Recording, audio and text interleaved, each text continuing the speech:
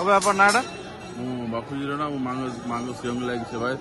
कौन कहे चैत्र मासर द्वितीय मंगलवार यात्रा परिप्रेक्षी समस्त सेवायत निजोग तरफ समस्त प्रकार नीति आयोग मैंने उपस्थित रही मांग नीतिकांति सुरुखुरे सरी जाइए। आज गोटे 15 मांगर द्वार फिटा नीति अनुष्ठित होता मंगल आरती महिलमला भी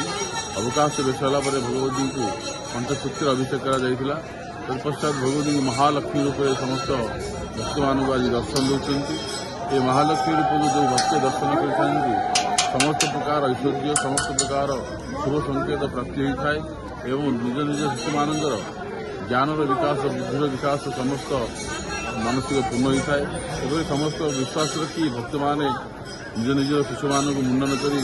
महालक्ष्मी वेश को दर्शन करने सहित मांग प्रणापन्न होती। पूजा केते वर्ष नीतिकांत नियम निश्चय भगवती सत्यजुग प्रारंभ हुए भगवत चैत्र मासर यात्रा प्रारंभ हो चैत्र यात्रा प्रत्येक लोकर इष्टदेवी जार समस्त छोट छोट शिशु मानक वर्णन कर तार जीवन यात्रा को मांग शरणापन्न समर्पण कर दिए। जेहेतु तार भविष्य कि शुभाकांक्षी हम निज भविष्य कि उज्जवलमय हम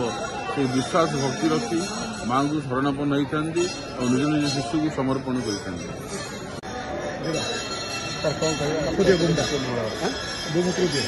द्वितीय मंगलवार माँ तारा तारिणी चैत्र मासर द्वितीय मंगलवार ये द्वितीय मंगलवार को आख्या रखी पुलिस पक्षर व्यापक बंदोबस्त कर मंदिर भितर मंदिर बाहर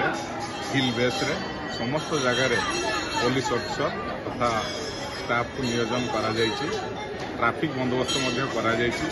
भिड़ को आखिर दृष्टि रखी